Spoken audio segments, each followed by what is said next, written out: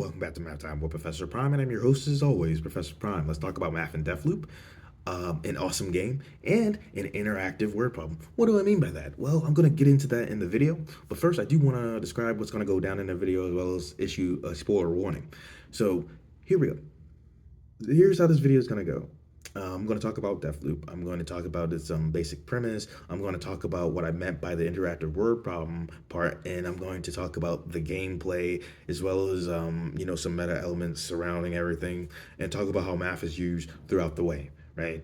And I am going to talk about the story a little bit. I don't plan to get into anything heavy, but I know some people, don't want any spoilers if they want to explore, you know, some piece of art. So, spoiler warning, right? Spoilers ahead. Just assume all the spoilers. With that in mind, if you don't want to watch it, I get it. If you don't care about the spoilers, yes, please proceed. Or if you play the game, same deal. It's up to you. Either way, let's get into it. Again, spoilers ahead. Okay, so here we go. When it comes to Deathloop, it is a first-person shooter with a time loop mechanic. That time loop mechanic is not only a pivotal part of the gameplay, it's a pivotal part of the narrative, right? That's what it's all about. And so, here we go. You start out by playing as Colt. He's in a time loop. His goal is to break said time loop and be free of it. And that is your goal as the player as well. And so, how does that happen? Well, so throughout the course of the game, you figure out the only way to break the loop is take out the 8 visionaries. And you have to do that in a day. Why does all that matter? Well, this is where like that interactive word problem part comes into play. So you have to kill 8 visionaries, and the island of Black Reef, right, is divided into 4 districts. And there are 4 times of day: morning, noon, afternoon, and evening. Now, if you have 2 characters and they're in 2 different locations at the same time of day, that presents a problem to you, and here's why. It takes a shift in time to move to another location. So if I start out in the morning and I'm in one district and then I go to another district, then all of a sudden I'm down in the afternoon. So since I have to kill the 8 visionaries in one day, or else the loop's going to reset, then it's a problem because I can't be in 2 places at once. And that's part of it, right? So it's like, well, what do? You can you can see where all of the visionaries are going to be as you progress through like a first day, right?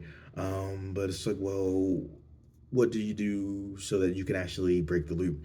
Well, you're going to have to manipulate things, right? You're going to have to either get multiple visionaries in the same place, or you're going to have to find a way to take them out without you being there. And both things are the case as you progress through the game.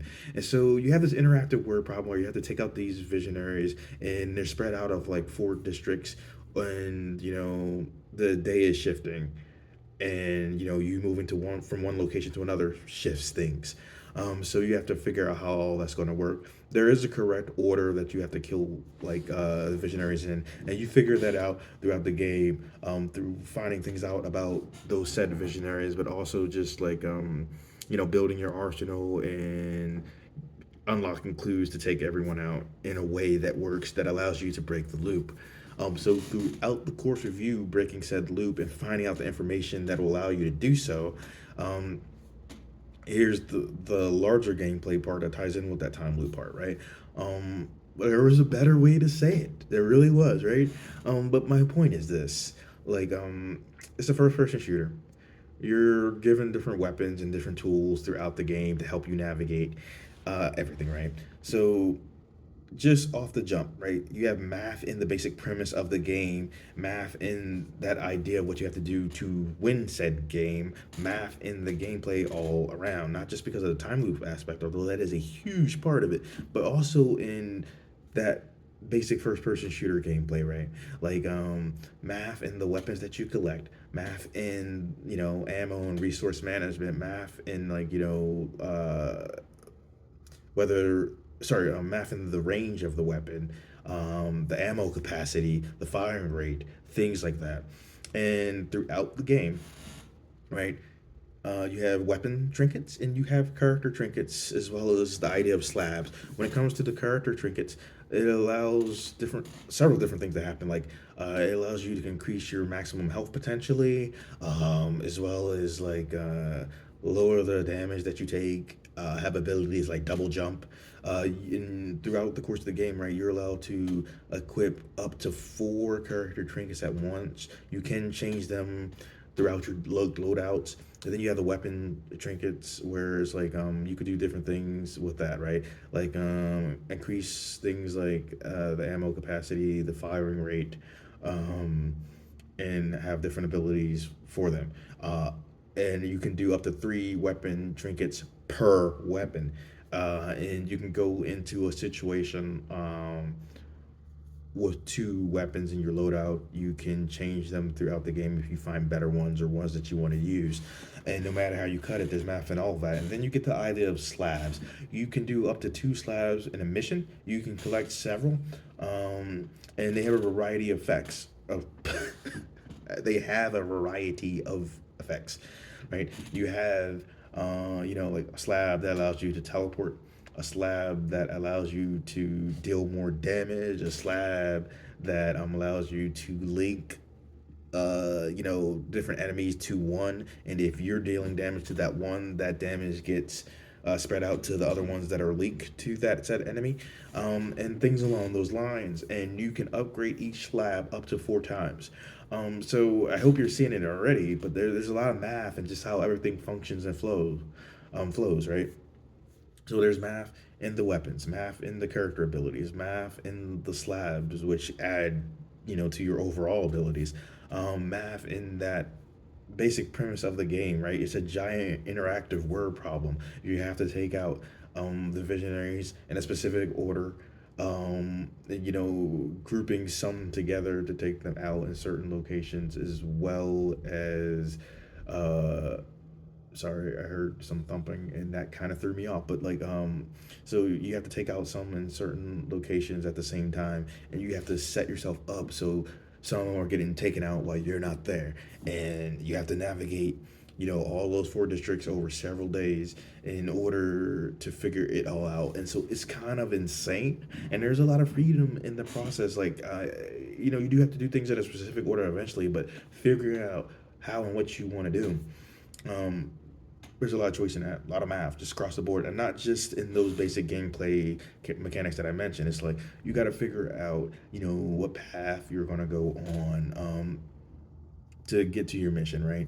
And you have the idea of some of the slab ideas I said, but the main one for cult, that you have to like stick with while you pick another one to go on any given mission, is the idea of reprise. And reprise allows cult to like die but come back in the same location.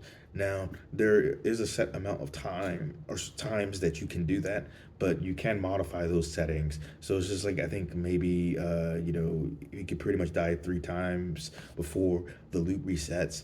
I think that's the default if I recall correctly, but that can be changed to the point where it's like, well, you can pretty much do infinite reprises if that's how you wanted to play the game, but you'd have to change that setting. And there's other settings that you can change across the board that impact your gameplay and how you approach everything. And for that reprise, I mean, it really, that ability, right? It depends on how you want to play the game, um, right? Because you could have that idea like, oh well, Colt dies 3 times, like, you die 3 times, and then that loop starts over, and then you have to figure things out again.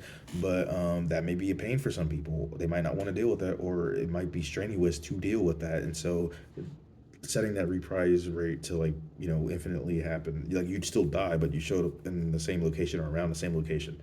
um God, I hope that made sense the way I said it. But anyway, right, that's not all. Now, so at the end of each day, right, the loop resets. If you don't kill visionaries, or if you die enough times, if that's the way that you're playing. Um, and you can forcibly change things by like, just saying that you want to go to the next cycle, or, you switch locations, whatever you want to do. And throughout the way, along the way, you're gaining like a residuum, And the idea behind that is it's effectively currency in a sense. Um, and I say that because it allows you, like you sorry, you're gaining residuum throughout the game, and you can use that to infuse your items. And the idea is like that'll allow you to take them onto like other um, days. There's a better way to say that too. So at the end of each day, everything resets, right? But if you have reached a point in the game where you unlock the ability to infuse your gear, then infuse your gear, your weapons, your accessories, and all that, then you can use the residuum to not only infuse the gear so that you can take them on each day after that. I'm sorry, there's a better way to say all of that. I think the better way to say what I'm trying to say is so each day things reset, right? And once you unlock the ability to infuse your gear, that's no longer an obstacle for you if you have the right amount of residuum or currency. Um, and so not only can you keep your gear from day to day, but you can also upgrade the gear, you can upgrade the trinkets, you can upgrade the slabs. And so that's what I mean by the residuum acting as currency. It allows you to trade in things to get other things. There's a more eloquent way to say that as well. But in any case, so there's a lot of math across the board and just that basic gameplay sense. But you also have to remember, right? Like there's math just like on the surface, but also math behind the scenes, right?